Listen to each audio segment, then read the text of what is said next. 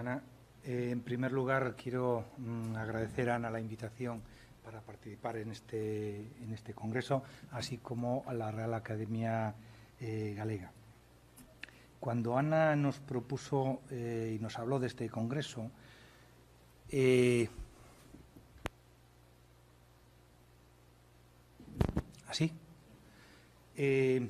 vinieron a mi mente todas las rutas que pasan por el dominio que contemplamos en nuestro proyecto, Asturias, León, Zamora, Salamanca.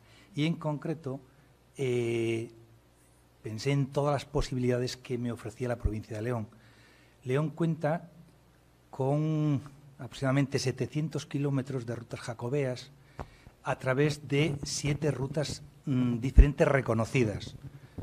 La del Camino francés, que todos conocemos y a la que hemos aludido, el Camino olvidado o Viejo Camino o incluso el Camino de la Montaña, que bueno, un camino muy transitado hasta el siglo XII y que bueno, a partir de ahí se ha ido olvidando, pero que actualmente se está recuperando y que bueno, uniría Pamplona, Bilbao con el Camino francés en Cacabelos.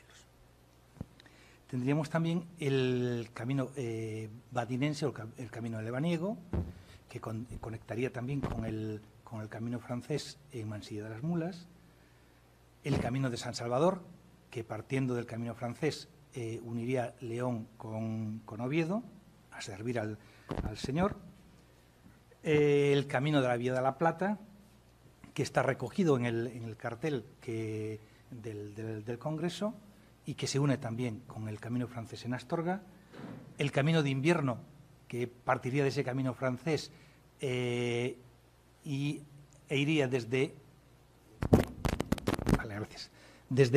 Ponferrada a Ourense, bordeando, bueno, siguiendo el río Sil y para así evitar pues esa ascensión a Monte do Cebreiro, y luego el último de ellos es el Camino de Madrid, que se uniría también con el camino francés en Astorga. Muchas posibilidades, de las cuales he elegido ese fragmento, esa parte de Astorga a Ucebreiro, por una razón muy sencilla.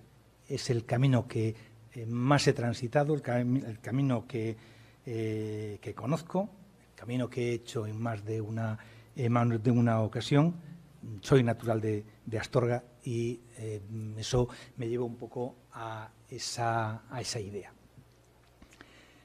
En todo el camino desde Astorga hasta Ucebreiro hay un largo recorrido, son muchos los pueblos, hay diversos ríos, bastantes ríos también que cruzar, y bueno, intenté seleccionar un poco todos esos topónimos acudiendo al Liber Peregrinationis, al libro de las peregrinaciones, recogido como libro 5 en el Codex Callistinus.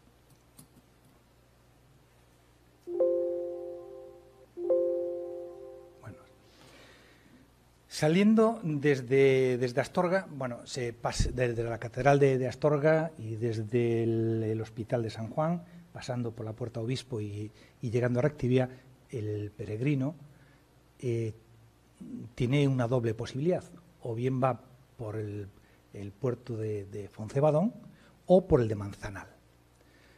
Todo depende un poco de que nos dejemos persuadir por las recomendaciones de Hermann Koenig en su itinerario o que sigamos ese camino tradicional. Hermann Koenig decía: llegas a Astorga, pero si quieres seguir mis enseñanzas te dirigirás a mano derecha.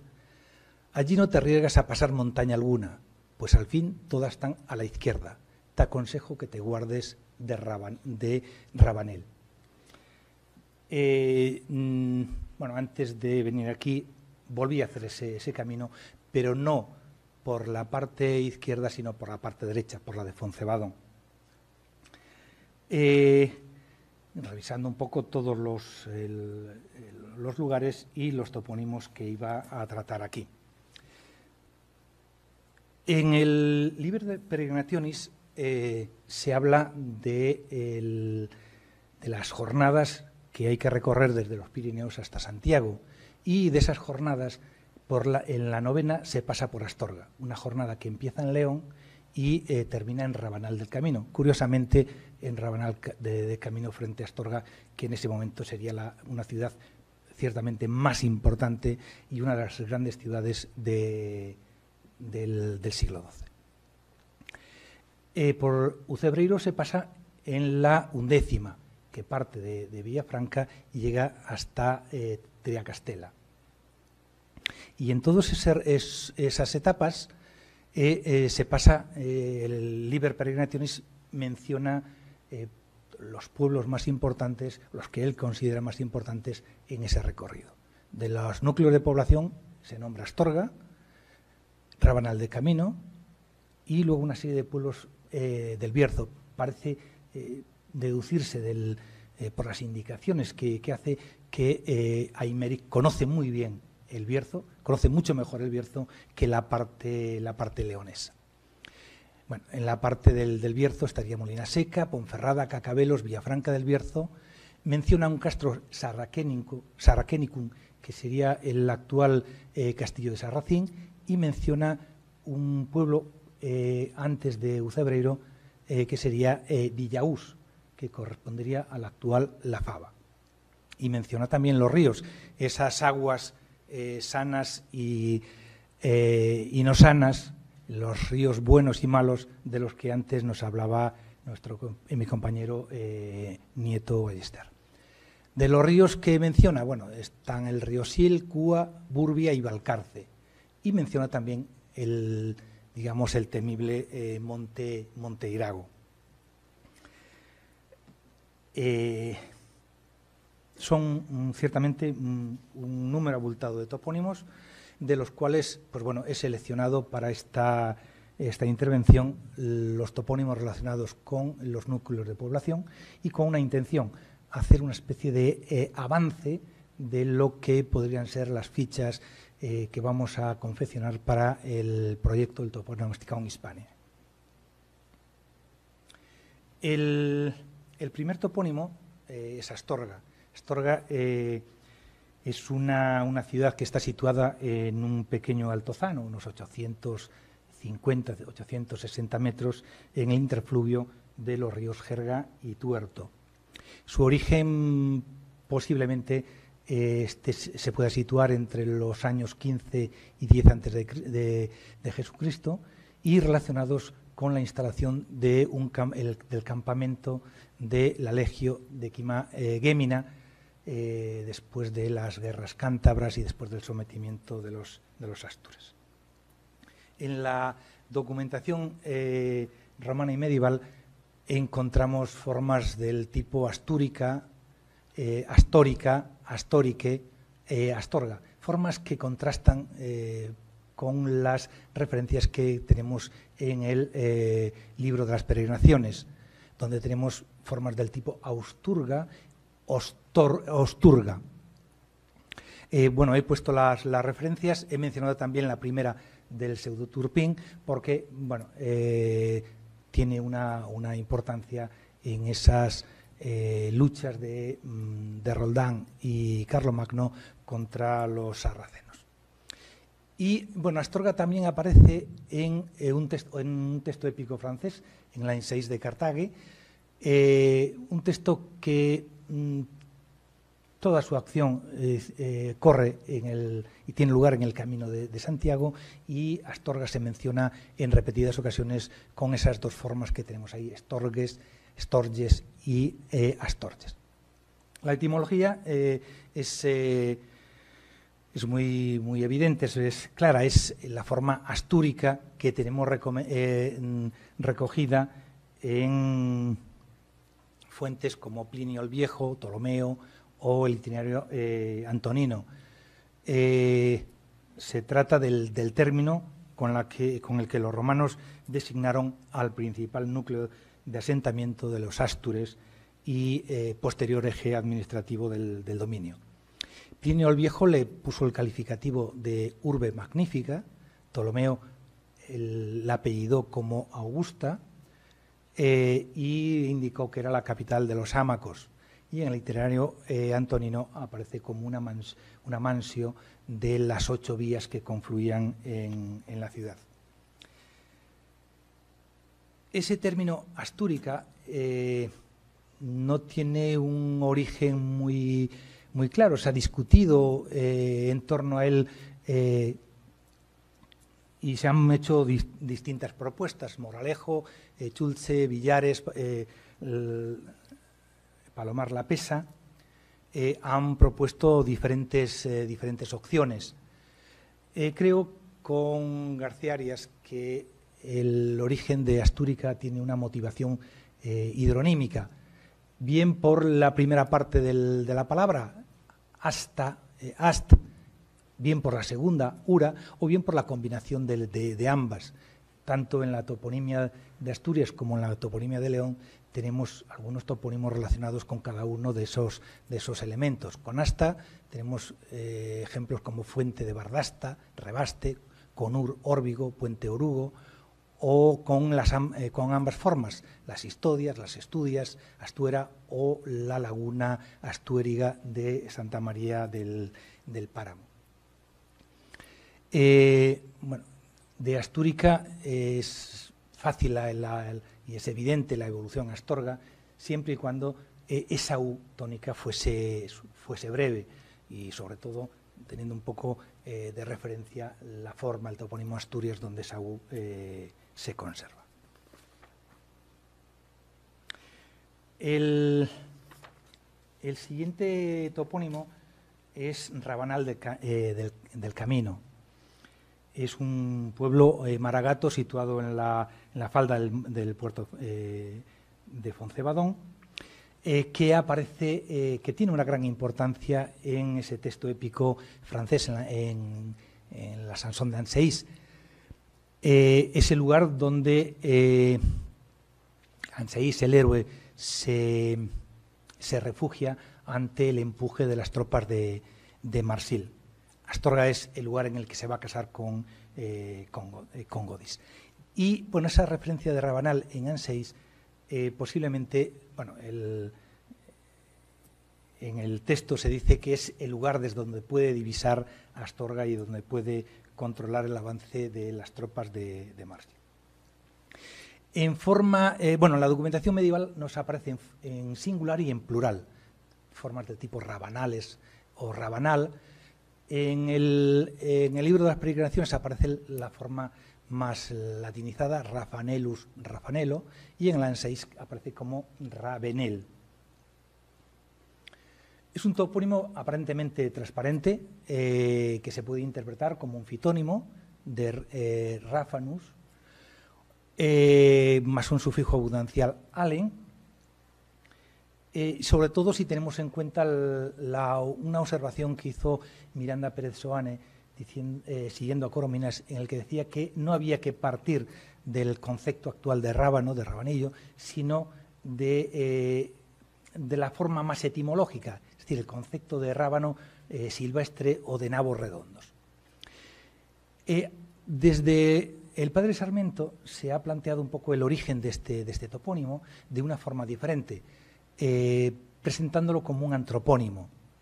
El padre Sarmiento, en el Liber Peregrinationis, vio que después de Rafanelus aparecía una apostilla, qui cactibus cognominatus es. Y como el término Rafanelus, y el término Rafanelus lo interpretó como un diminutivo de un antropónimo del tipo Redfano que aparecía en un documento cántabro. Bueno, Corominas siguió un poco en esa idea de un antropónimo, remitiéndolo a una base germánica. García Martínez siguió también un poco con esa misma idea y Miranda Pérez Soane propuso un término celta que podría ser rábano, rabina o rabinos. Si lo entendemos como un antropónimo, sería preciso pensar en una construcción muy habitual en la formación toponímica de determinado más determinante, determinado una cosa poseída, una villa posiblemente, más el determinante un nombre de posesor en genitivo. y con la pérdida del primer elemento, por ser lo suficientemente explícito para la referencia. El apelativo y ese apellido Camino no tiene problema, es una continuación del apelativo leonés Camino, y seguramente pues motivado por esa ubicación en el Camino de Santiago, y un poco también en contraposición para diferenciarse de un pueblo muy cerca, que es Rabanal Viejo. En la documentación medieval aparece la forma plural, rabanales, que posiblemente esté aludiendo a los dos términos, a Rabanal Viejo y a Rabanal de Camino. Y como decía, en el Liber Peregrinationis aparece Rafanelus con esa postilla que captivus connominatus es. Moralejo lo entendió ese término captivus como en relación al gallego cativo, pequeño. Y el profesor Anguita Jaén, lo entendió, lo puso en relación con el apellido que diversos tenentes de Astorga a mediados del siglo XII tenían.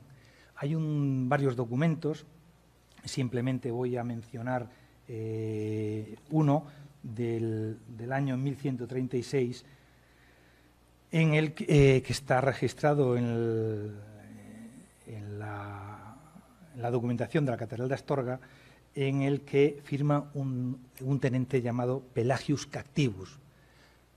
Es una vía de investigación muy interesante a la que hay que dedicarle algo más de tiempo del que aquí dispongo.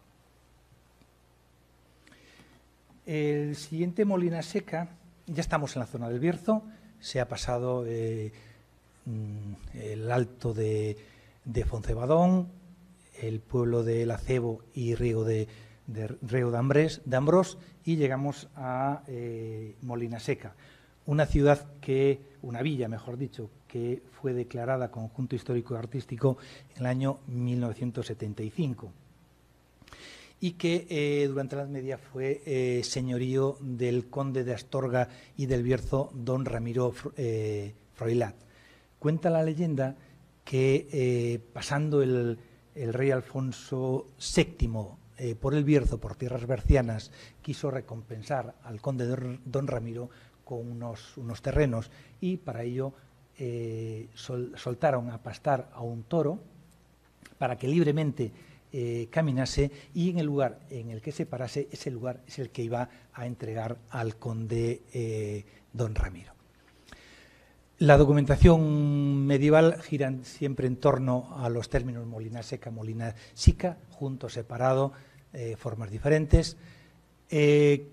La única, hay algún ejemplo también de Sicamolina, como el que aparece en el Liber Peregrinationis, y después también es interesante la referencia de Domenico Lafi en su itinerario, que habla de Seti Molini. El topónimo es también un topónimo,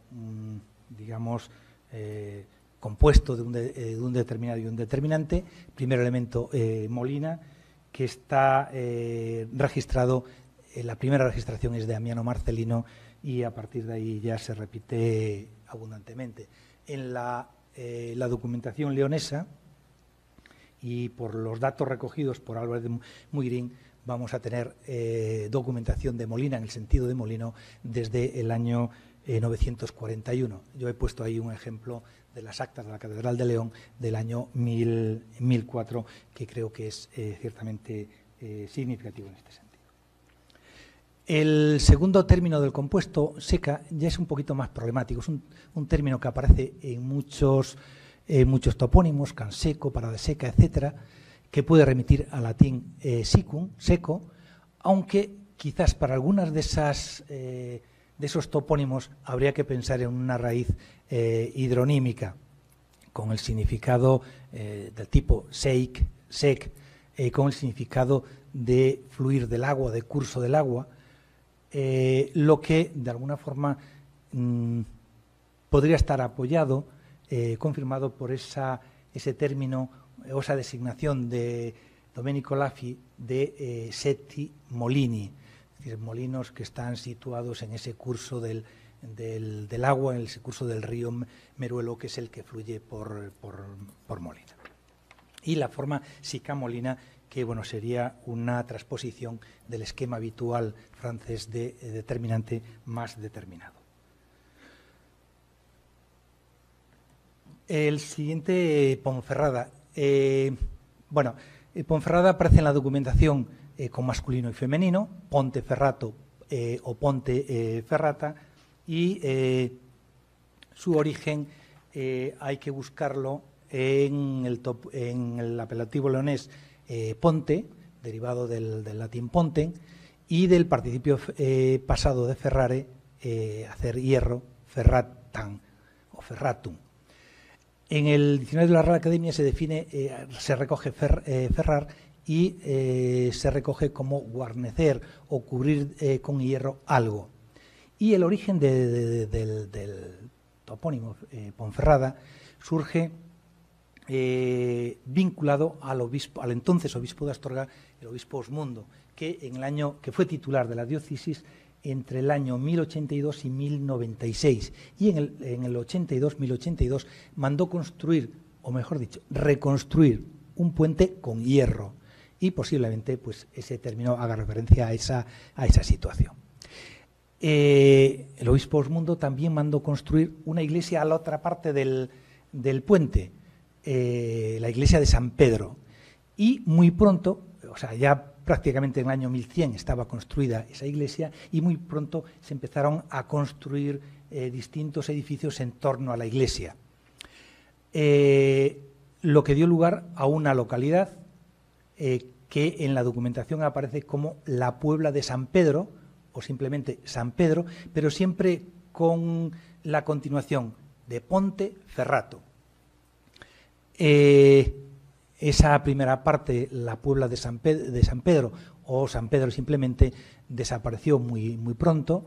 Quizás ya el término Ponferrada o Ponte Ferrato era lo suficientemente explícito y significativo para identificar esa nueva localidad. De hecho, en el año 1123, en el tumbo negro de Astorga, se recoge un documento en el que se habla de que el obispo de ese momento, el obispo de Astorga de ese momento, Halo, donó una iglesia en el arrabal de Ponferrada. Y en el Liber de Peregrinationis ya tenemos también Pons Ferratus. Bueno, la alternancia masculino-femenino es una de las características de ese apelativo leonés, que en muchos ámbitos de León aparece como masculino-femenino. Puente, un ponte, o aponte, el puente, la puente. Bueno, estoy en el límite ya, ¿no? Bueno, simplemente me voy a referir a Cacabelos, y aquí lo dejo para no sobrepasar el tiempo. Bueno, Cacabelos es una villa al noroeste de la capital berciana, situada en una extensa vega regada por el río Cúa. Fue reconstruida, según la historia compostelana, en el año 1108 por mandato del obispo Gelmírez.